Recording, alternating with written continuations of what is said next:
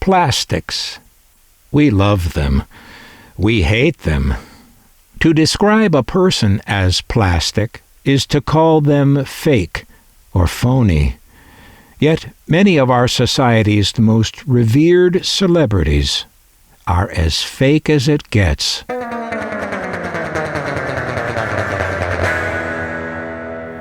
No, I'm not going to picture any of these people here. You know who I mean.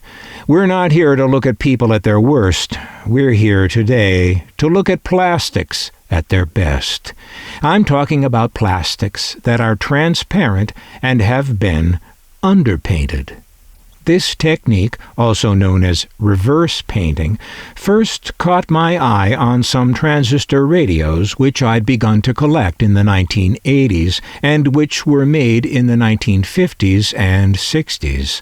Some of these examples are so, luscious to look at, so candy-like, that I didn't quite know at first what I was seeing. Looking closely, I found that this plastic was painted on the underside, and not just that, it was undercarved, too, where the underside isn't flat, but molded or cut in a design, then painted, then, when viewed from the front, gives an interesting 3D play in light and shadow. As I learned more about the technique, I found it had been in use on trim items in automobile interiors since the 1930s. Underpainting was seen on costume jewelry, too, like the examples seen here, and on appliances, usually in trim areas, and notably for nameplates. By the late 1950s, most serious designers considered the technique of underpainting to be out of date. So how did these products, made at that time and later, come to make such elaborate and beautiful use of a technique then out of date? The smart-aleck answer is that the so-called serious designers just mentioned weren't involved. Rather, these products were created by designers in Japan who either didn't know or didn't care to follow the rigid dictates of American style trends. They guessed that consumers still liked the look, and they had the talent and skill to conjure up a wide variety of designs employing the technique with style and verve. With underpainting, we get a nameplate or an escutcheon where the words simply can't be rubbed off, no matter how much wear it is subjected to. The translucent effect of underpainting delivers a depth of color nearly impossible to achieve in any other way, and can easily mimic a finish, such as what was known as a candy apple finish, popular on custom cars at the time, that involved multiple coats of clear lacquer over an underlying color. Underpainting could easily achieve the look that would take an absurd amount of lacquer to do the conventional way. Underpainting can also be said to mimic the sorts of thick coatings associated with decoupage. Why a technique that people go to a lot of trouble to achieve, and that people seem to universally like, should be put out to pasture by serious designers, well, it's beyond me. But then, I'm not serious. But of course it wasn't just the technique that mattered in the making of these objects. It was the designs that were enhanced by it, and sometimes the designs the technique helped to inspire.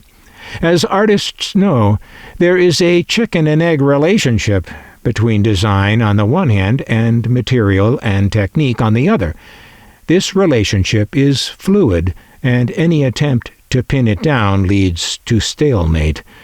To adopt a school metaphor, the creative interplay between design, material, and technique cannot be fully explored in the textbook, but on the playground. At the time this product came out in 1998, all computers were either beige or dark gray. I remember being very surprised at the time to see a modern company with the courage to use color. And more than that, here was the technique of underpainting, a technique with which, because of my collecting, I was familiar, and which I knew had been out of style for decades. It's worth noting that Apple was near bankruptcy at the time they took this chance on color and underpainting on their products. No one can say how much these things helped save Apple from the demise that seemed imminent at the time. But there is no doubt that their success generally owes much to their respect for art and design, whereas art and design seem to be of only peripheral concern to most people. Apple has been well served by respecting and appreciating these things, and so have I. Reverse painting wasn't always done as tastefully as Apple did it, but I've never seen it employed where it didn't improve the design on which it was used. Most product design these days takes itself way too seriously. Only products made for children are allowed to be fun or to use color freely. Plastics have once again become boring. Today, in most uses, they're little more than a utility material.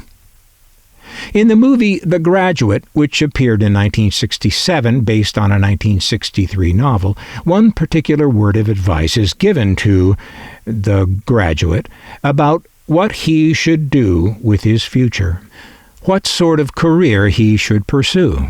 That word is plastics, and indeed a lot of plastic has been pursued with rather reckless abandon until we now are at the point where it fills the landfills and clogs the ocean. We literally throw it away. A designer, like an architect, uses materials for their inherent strengths, choosing those that can best express the design.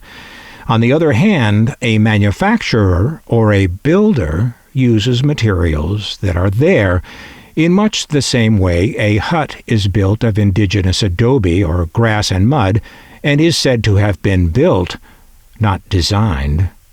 In the same way, sourcing your, quote, grass and mud at the Home Depot doesn't make it design. Too many manufacturers over the years have taken the builder approach to plastics, using them all over the place just because they are there, instead of recognizing their inherent strengths and designing to those strengths, and recognizing their weaknesses, and when appropriate, choosing another material. As we've seen, an inherent strength of many plastics is transparency and the ability to be undercarved and underpainted. This effect can be quite beautiful, and this begs a question. If plastics were once considered the future, and through poor design or no design, we squandered their potential to the point where plastics are now a mere utility, did we not in some sense, in the same way, squander the future? And whatever is the future for us today, each of us has our own opinion on what the future looks like.